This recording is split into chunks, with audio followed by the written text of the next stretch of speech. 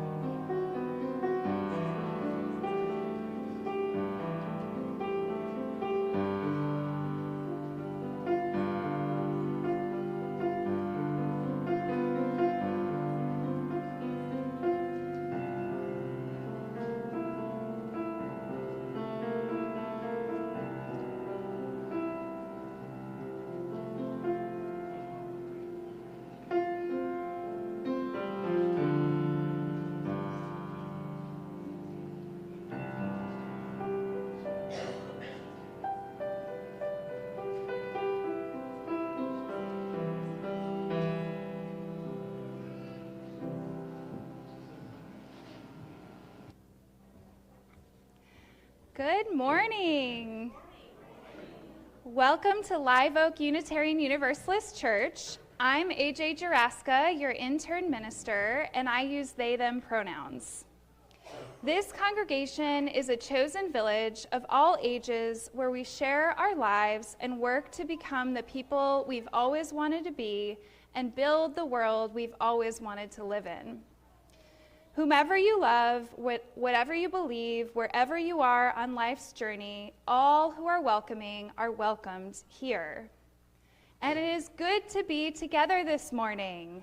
Let's sing. Please rise in body or in spirit. This is number 121, We'll Build a Land, and please remain standing for the chalice lighting and sung response.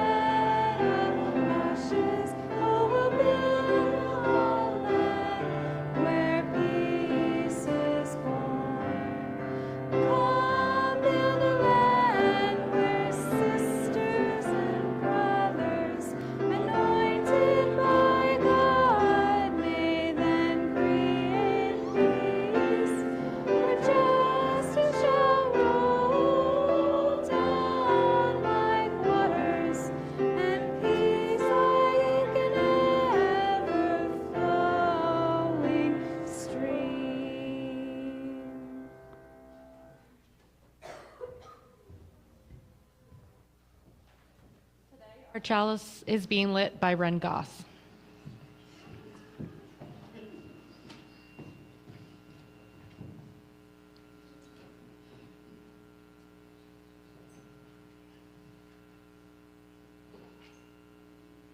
It is not by chance that you have arrived here today.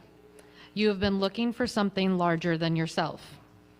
Inside of you, there is a yearning, a calling, a hope for more, a desire for a place of belonging and caring.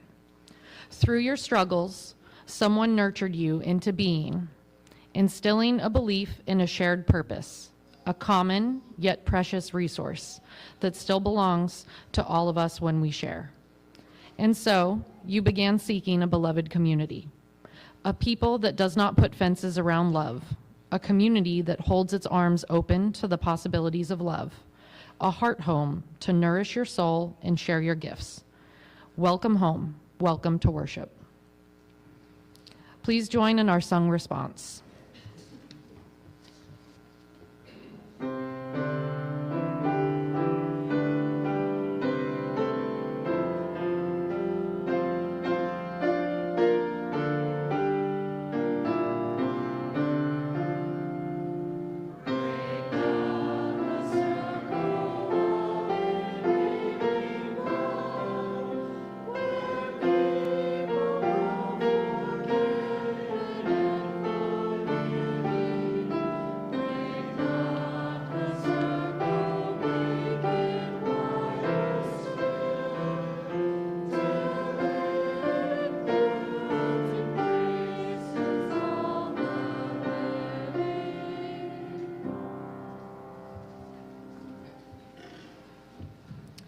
Hello, and welcome to this House of Hope.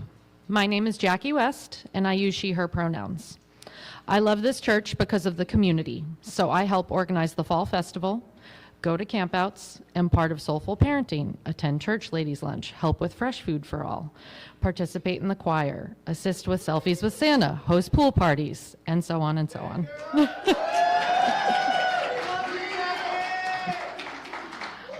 I'd like to give a special welcome to anyone visiting us for the first time. I encourage you to stop by our table in the Welcome Center, where we can give you a little goodie bag, get you signed up for our weekly email bulletin, and answer any questions you may have. After the service, stick around for a few minutes, have some coffee. We'd love to get to know you. This community has events happening all throughout the week. I encourage you to go to our website at liveoakuu.org and click on What's Happening every Sunday night to fill out your schedule for the week to come. Something you might be interested in this week is the church ladies' lunch at La Madeleine Lakeline. We will be ordering around 12:05 and meet in the back room at 12:15. We would love to see you there.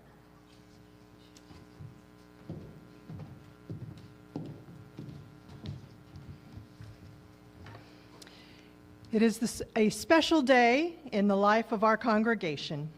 We are being transformed as we welcome new members who are going to bring new ideas, new desires, new energies, and new opportunities to us.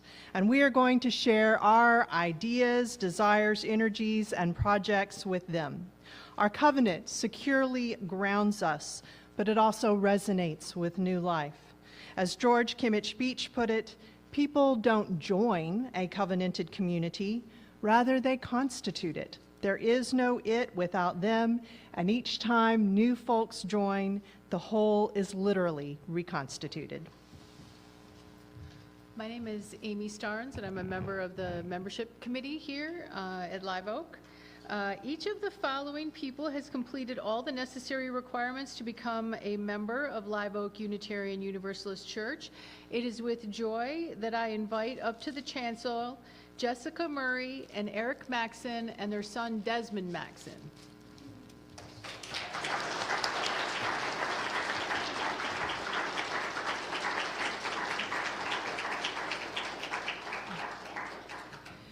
And we extend a special welcome to the child of our new members. We celebrate you, and we are glad that you are here.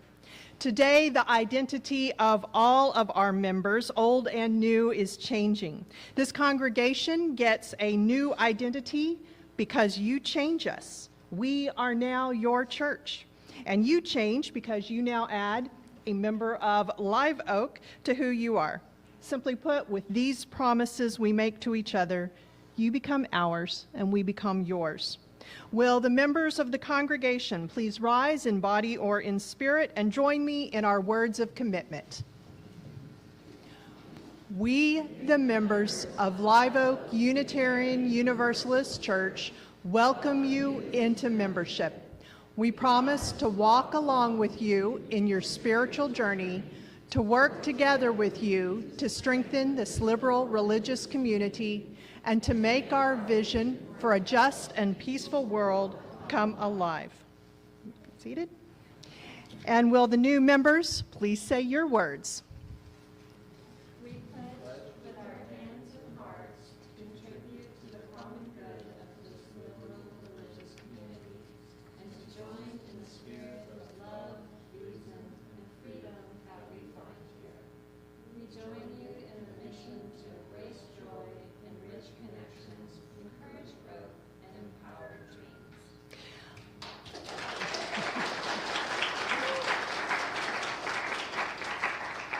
Let us welcome these new members into our fold. Let us give them the best of our tradition, who we have been and who we are today. But let us also open ourselves to the ways in which they are going to change and teach and transform us and share in the construction of the community that together we are becoming. Neither churches nor their members are perfect. If you hang around here long enough, one of two things, and possibly both, may happen to you. Eventually, the church may disappoint you, or you may disappoint the church. A time may come when we fail to act or respond to something that you are sure we should have. A time may come when you can't do something that the church asks of you. And it's not that what happened isn't important. It is. But what is most important is what happens next. As long as we live in covenanted community seeking right relationship, our commitment to each other will be strengthened, and we will grow as individuals and as a healthy community. Inside your gift bag, you will find a small chalice. At Live Oak, it is important that what happens here does not stay here. We hope that you will find ways to keep the chalice burning bright in your home and in your heart. We will also have a formal book signing in the fellowship hall after the service. We hope all of you will join in celebrating our new members. Thank you very much, and you can exit the stage and resume with the congregation.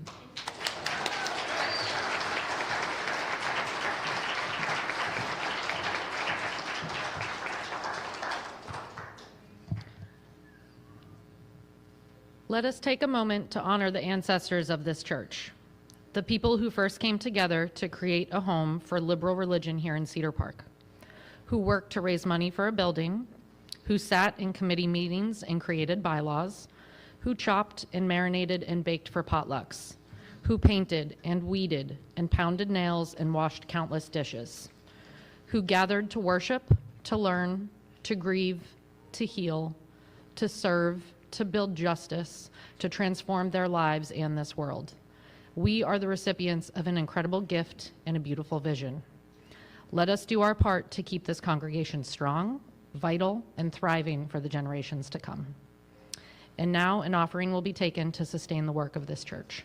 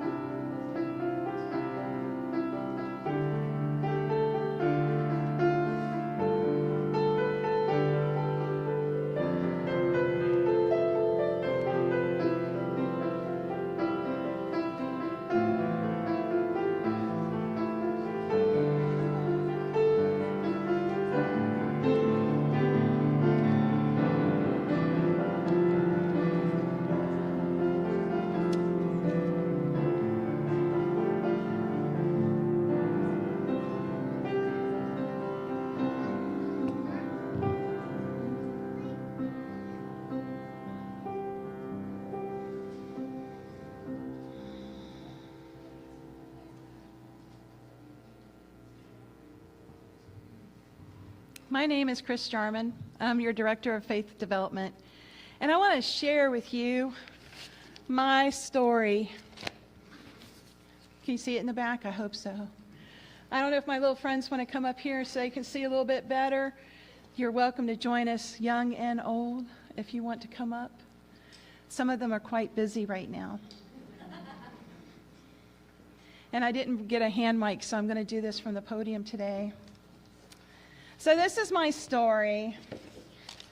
And in my story, there might be a page about my family and those who love me and who I love. And where I'm from. Places, home, my culture, my language.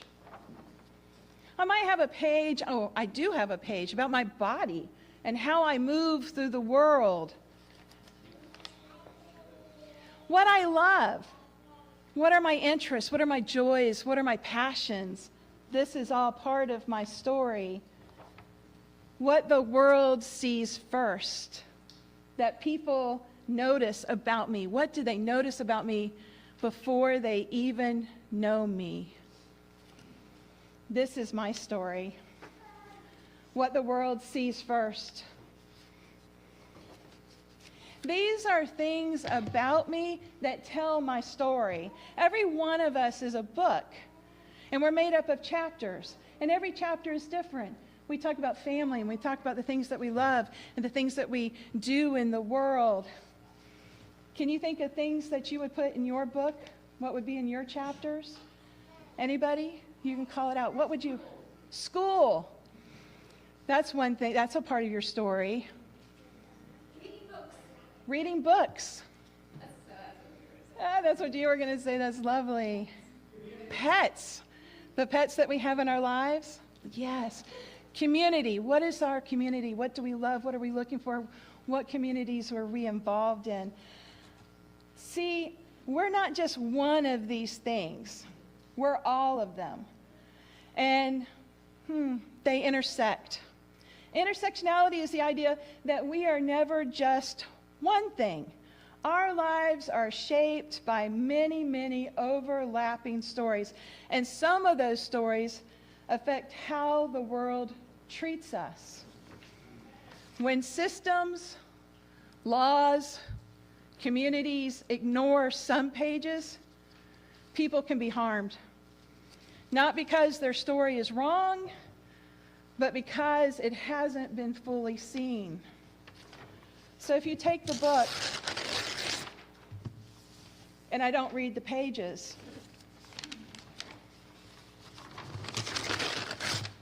do you think you actually see me? Do you have my whole story?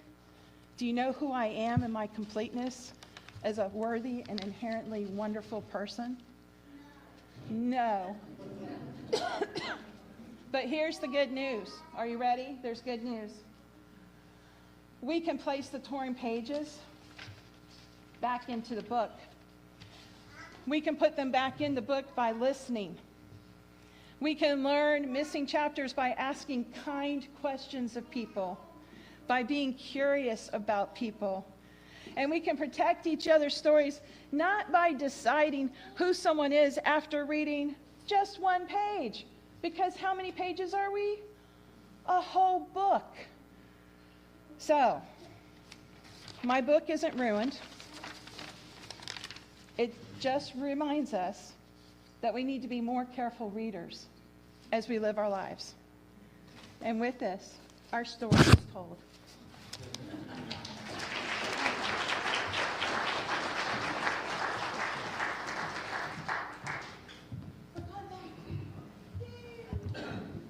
Please rise for our theme hymn, number 1023, Building Bridges.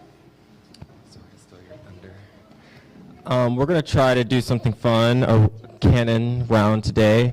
We're going to have this side lead, and this side be our followers. We'll sing it one time, or we'll have the piano introduce it, then we'll sing it one time together, and then we'll split. I will help.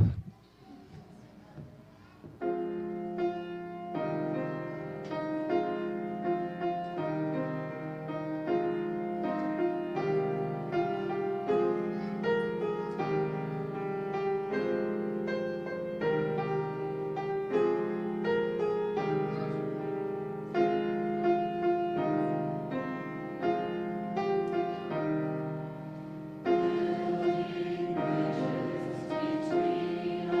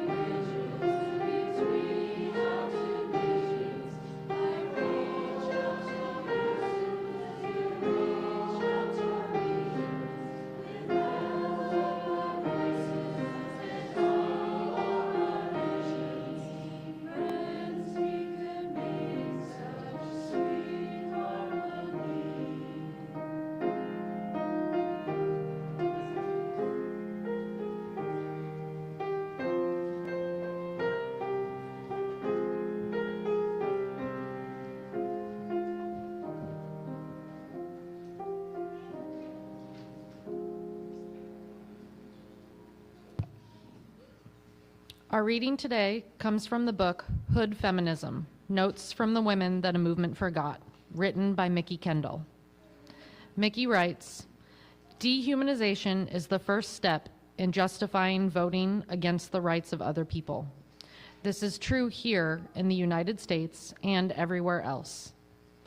When you have the kind of military power that this country boasts, voting solely on personal interests with no concern for the wider impact is inherently selfish.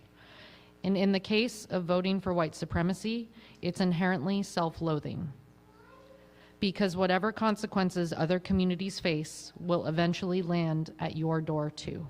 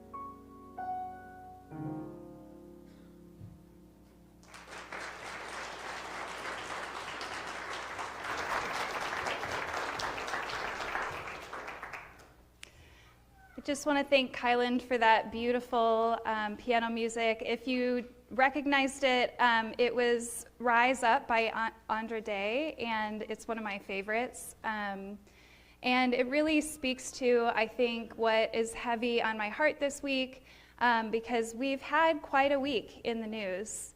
And I'm going to share a challenge that we have as ministers, which is, when do we address what's happening in the news? When do we include it in the sermon? When do we put it in the joys and sorrows? And when do we let it pass by and hope that our message speaks to the moment? because the reality is something happens every week that we could be addressing up here. And so this week, I'm not going to talk about the U.S. imperialist actions in Venezuela or the threats against Greenland and Iran, among other places. But I am going to talk about the death of Renee Good on Wednesday, because it really speaks to what I wanted to talk about today, which is intersectionality. But before we get to talking about that, I want to go a little further back in time. And we're going to have a pop quiz, no pressure. And I'm going to give you some information, and raise your hand if you think you know the answer, and I will call on you, and then you can shout out the answer. So don't shout out the answer, just raise your hand, because there is a prize, and I want to make sure to give it to the person who raised their hand. Okay, so this is the first part of the clue, and it's a little misleading. Name the African American woman who refused to give up her seat. That is a great guess. It's not Rosa Parks. David? Claudette Colvin is another great guess. Claudette Colvin gave up her seat 9 months before, or refused to give up her seat 9 months before Rosa Parks, and is often forgotten about in history. But I'll give you a little more information. She refused to give up her seat on a trolley car in Philadelphia in 1858, 3 years before the Civil War started, and 97 years before Rosa Parks refused to give up her seat. Does anyone know the answer? I think I know one person who knows the answer. I'm not cheating. Just trying to give the answer away. Anyone? Yes. Watkins Harper. Yes. So you get, it's okay, you can consult your phones, and you get the Frances Ellen Watkins Harper Expert Award.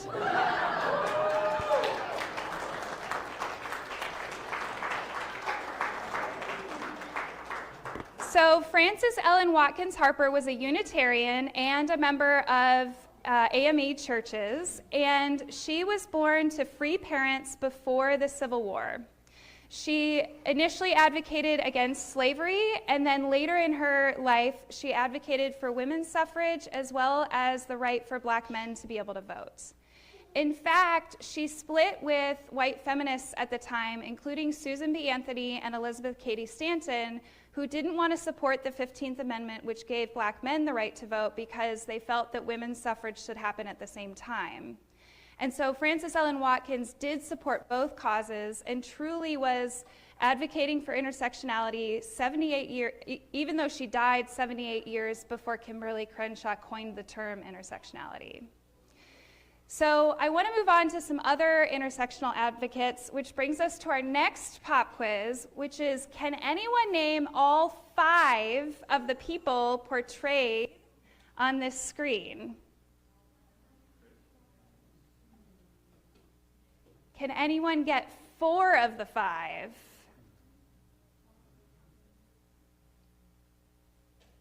How about 3? Does anyone know 3 of them? Trust your gut. You might actually know. Okay, I bet someone here can get 2. Oh, Rosella. Yeah, which one? Yes, Ida B. Wells is the top middle. Yes. And I don't know. You can guess. I would guess that the man is Malcolm X. No, it's Bayard Rustin, but good guess. Does anyone know any of the other folks in here? Fannie Lou Hamer is in the top right, and then Sylvia Rivera is in the bottom right. So it sounds like people did know some of them, but maybe weren't totally sure. And I think when I say the names, you may know these folks, just not their pictures. But let's talk about Ida B. Wells first. So Ida B. Wells spoke out against lynching, and as well as for women's right to vote. And she famously got in a conflict with Frances Willard, who was the head of the Women's Christian Temperance Union, because she asked Frances Willard to speak out against lynching, and Frances Willard refused. So Ida B. Wells was, again, an intersectional advocate well before we even had the term. Fannie Lou Hamer, as you may know, was very active in the civil rights movement, but she also founded an organization that helped women get elected to political leadership. In addition, in the 1964 Democratic National Convention, she used her disabilities to bring light to what was happening to people who were to Black people who were trying to register to vote. And she shared her story of trying to register to vote and being beaten, which exacerbated an existing limp that she had because of polio, an existing disability, and caused lifelong kidney damage as well as a blood clot behind her eye. So her powerful testimony and speaking to the intersecting identities that she had as a disabled Black woman really helped lift up the United States in advocating for the Voting Rights Act, which passed not too long after she spoke at the Democratic National Convention. Bayard Rustin was a central figure in the civil rights movement, but you may not know his name because he was gay. And so he took a back seat to a lot of what was happening out front because there was a fear that his identity would take away from the work of civil rights. He was the organizer of the 1963 March on Washington, and he also advocated in the 80s for gay rights. Marsha P. Johnson and Sylvia Rivera were two activists for gay and trans rights. They co-founded the Street Transvestites Action Revolutionaries, or STAR, and they spoke out when the gay rights activists, many gay rights activists, said that trans rights needed to take a back seat because gay rights were more important to get furthered first. But Marsha P. Johnson and Sylvia Rivera reminded these activists that trans people and drag queens and other people who were genderqueer had supported gay rights from the beginning and should absolutely be included in the work for queer rights. So all of these people used their own intersecting identities to advocate for causes that needed to be seen not just as a solo issue, but actually as something that affects many different issues. Because everyone deserves the right to vote, and everyone deserves to get to love who they love, and everyone deserves to get to be who they are. But we shouldn't just be advocating for these issues if the identity is one that we hold. We should also be understanding how we are interdependent with all communities, regardless of what our own identity is. Mickey Kendall says this really well in her book, Hood Feminism. She says, intersectionality isn't a convenient buzzword that can be co-opted into erasing Professor Kimberly Williams Crenshaw, who coined the term to describe the way race and gender impact Black women in the justice system. An intersectional approach to feminism requires understanding that too often mainstream feminism ignores that Black women and other women of color are the proverbial canaries in the coal mine. So as we think about intersectionality, it's important for us to remember that we often say that the people in the past who maybe didn't share identities with those who were advocating for causes were a product of their time.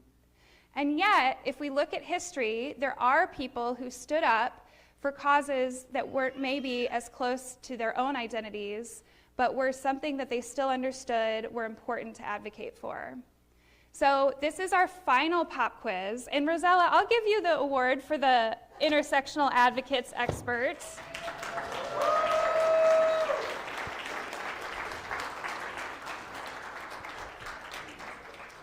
And so our final award, which is for the Intersection Ally Experts, is who can name these two individuals? Yes, Viola, you were close enough. Viola Liuzzo is on the left, and Renee Good is on the right. So Viola Liuzzo was a Unitarian Universalist mother. She was 39 years old. She got involved in civil rights and joined her local NAACP. She was really upset by what she saw on TV on Bloody Sunday when people were harmed on the Edmund Pettus Bridge while advocating for civil rights. And so she decided to join the march from Selma to Montgomery. After the march, she offered to drive people back down to Selma, and she was joined by 19-year-old Leroy Moten, who was a young black man. And after they dropped people off in Selma, she said that she would take Leroy back to Montgomery. And on their way, a car full of Klansmen pulled up and killed Leozo.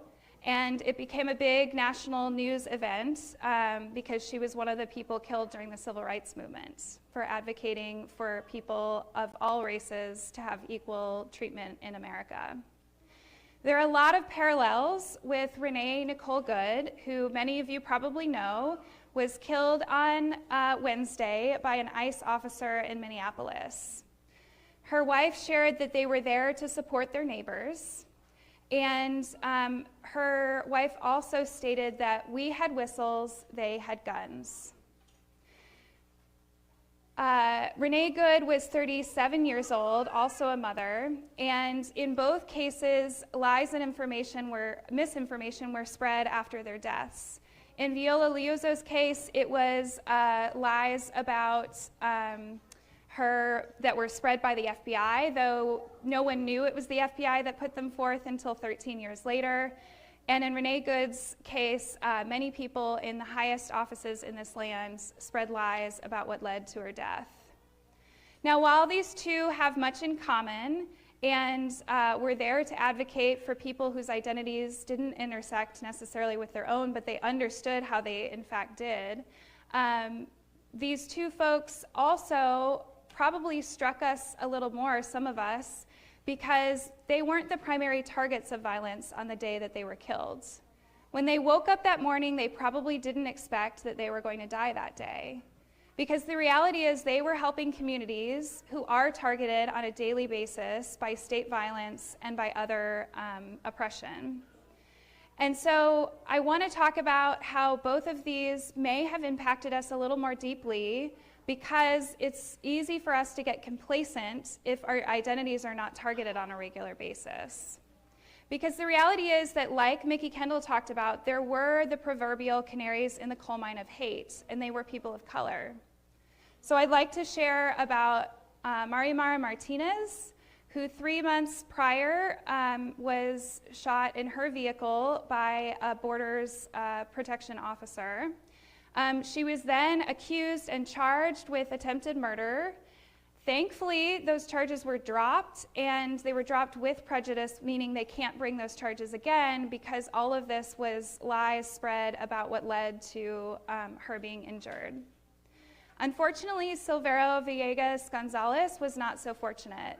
A month before Marimar had her interaction with Border Protection, Silvero was shot and killed in his vehicle by an ICE officer. And I know that, speaking for myself, I hadn't heard of Silvero.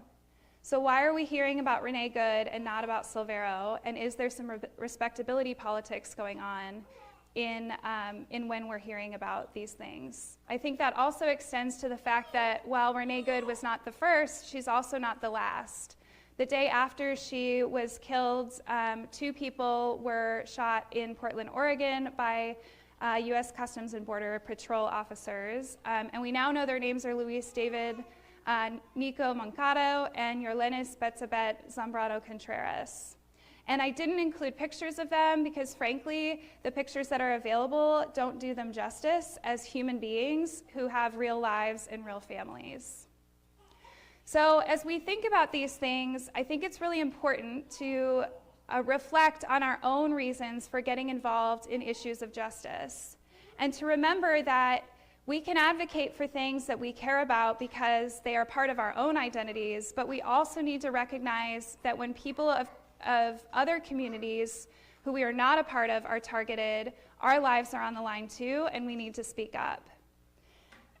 There are a lot of reasons to do this, and I think Ann Braden gives a really good one from a spiritual perspective, which is either you find a way to oppose the evil, or the evil becomes part of you, and you are a part of it, and it winds itself around your soul like the arms of an octopus. If I did not oppose it, I was responsible for its sins. And for those who don't know, Ann Braden was a white civil rights activist. I want to share what Becca Good, who is Renee Good's wife, shared in a statement in the aftermath of Renee's death. She said, "We thank you for ensuring that Renee's legacy is one of kindness and love. We honor her memory by living her values, rejecting hate and choosing compassion, turning away from fear and pursuing peace, refusing division and knowing we must come together to build a world where we all come home safe to the people we love." Where we all come home safe to the people we love. Yeah. So I want to take a moment for us to think about how do we help create this world? Because none of us is powerless in this moment. As powerless as we may feel, we all have things that we can do to address the issues that are happening in our country. And like Becca said, to live Renee's values. So we're going to do an activity which I've done with some of you before, called 15% Solutions. And the idea is that we're not going to solve the problem 100% today. We're not going to abolish ICE in this room by ourselves. But we are going to take actions to make the world a better place and to help honor Renee Good's memory. And so I want everyone to think about one small thing that is totally in your control to do without any additional resources to honor Renee Good's memory by living at least one of her values: rejecting hate and choosing compassion, turning away from fear and pursuing peace, refusing division, or knowing we must come together to build a world where we all come home safe to the people we love. So I have a few examples if you're having trouble thinking of things. You could sign up for the Texas UU Justice Ministries email about how to get involved. They send out weekly emails and have Thursday action hours where you can take action on these issues. You can also sign up for the Unitarian Universalist Side with Love emails about how to get involved nationally. You can contact your representatives in Congress and the Texas senators, the US senators in Texas, to tell them to stop funding ICE.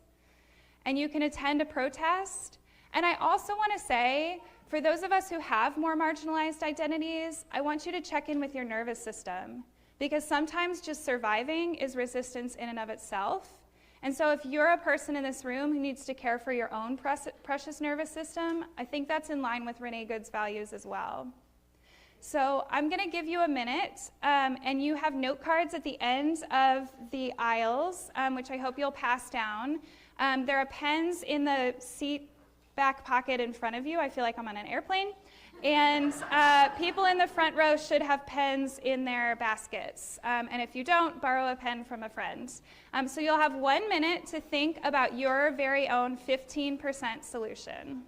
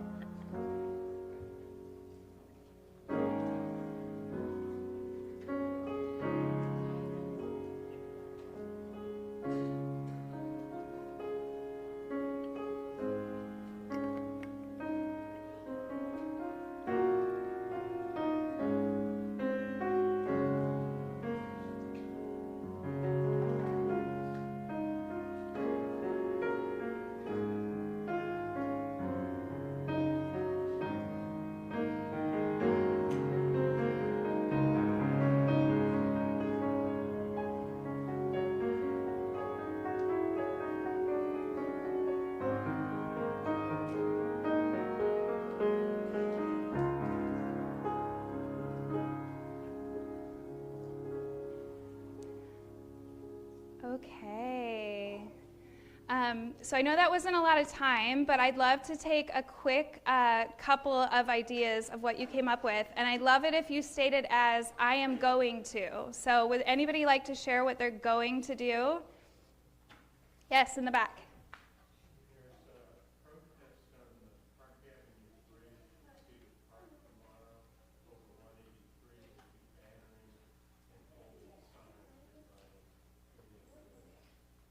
Great. Awesome. So there's a protest on Park Avenue over 183 in Cedar Park. that will be happening tomorrow. So if you have questions about that, feel free to ask around, and it'll be honoring Renee Good. Can I get one more? Yes. I'm going to be reminding people that the primary election is March 3rd. Make sure you're registered. Get informed about what's going to be on your ballot, and for God's sake, vote. Yes. So just to repeat for our live stream and anyone who couldn't hear, she's going to be informing people that the primary is on March 3rd. Make sure you're registered, and please vote. So, yes. And Lindy's going to give people rides to vote. So, yes. Please make sure you vote in your local elections. That's where your vote matters the most, and we really need you voting in those elections. So I want to close with a quote from Mickey Kendall, which is, "Sometimes solidarity is just that simple. Step up, reach back, and keep pushing forward." May it be so.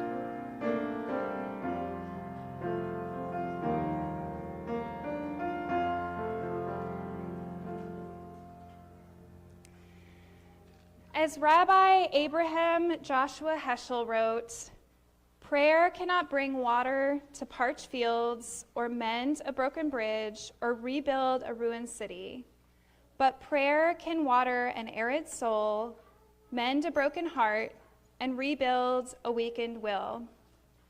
I would add that it is where we give words to the yearning of our hearts.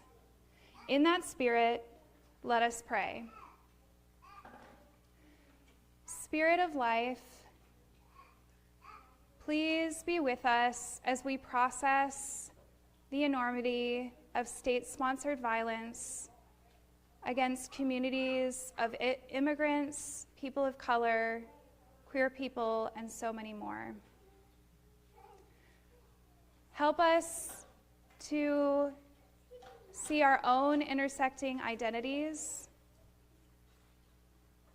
to hold with preciousness all of the ways in which we are beautiful, to love each other, and to continue to help the world be a better place, one small step at a time. May it be so, and blessed be.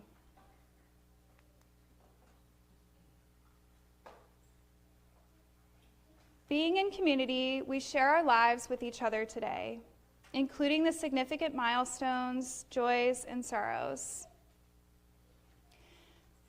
Today, Renee shares, just wanted to hold space for the family and friends of Renee Good and the sadness and grief this has opened up in all of us. Meredith shares, at a lacrosse practice yesterday, I was able to successfully diffuse a fight between teenage boys.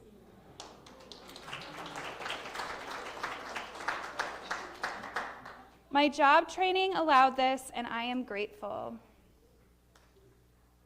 Crystal shares, so grateful for all those working behind the scenes and leading the OWL classes.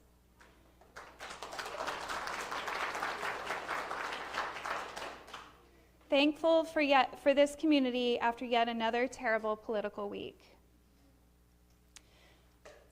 Julie shares, I'm looking for a place to live starting in March. Let me know if you have leads or want a roommate. Ren shares, my joy is that my mom and my sister are at church today.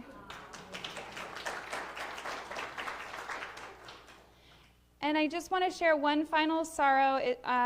which is that there was a celebration for the life of Nicholas Alexander Hammer yesterday. So we hold the family and friends of Nicholas Alexander in our hearts. May we bear witness with the concerns both expressed and silent in our hearts. Please join me in singing.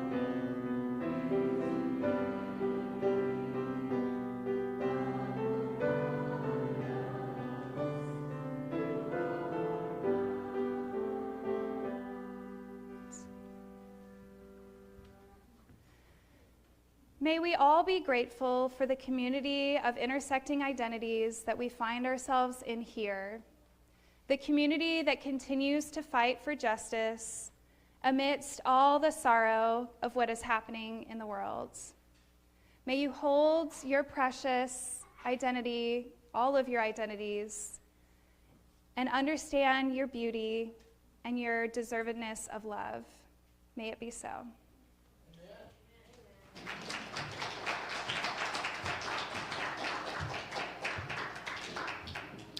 Please rise and join us in singing hymn number 108, My Life Flows On in Endless Song, and remain standing for our chalice extinguishing.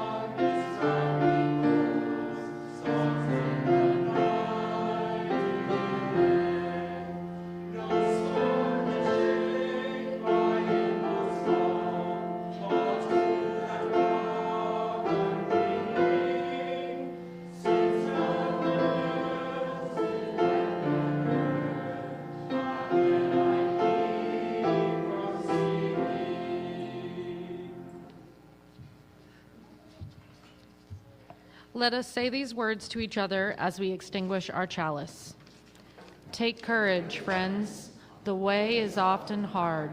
The path is never clear, and the stakes are very high. Take courage, for deep down there is another truth. You are not alone. It has been a gift to be together today. Thank you to today's HOME, that stands for Hospitality and Membership team, who provided hospitality and worship and tech leadership. Judy, Nancy, Josh, Lydia, Charles, Mary, Betty, David, and Amy. Let's continue that hospitality by spending the next 5 minutes talking with someone we don't know. Members, be sure to introduce yourself to any first-time visitors we may have. They're the ones with the handwritten name tags. And show them where the visitors table and coffee are. And may we all know the blessings of fellowship.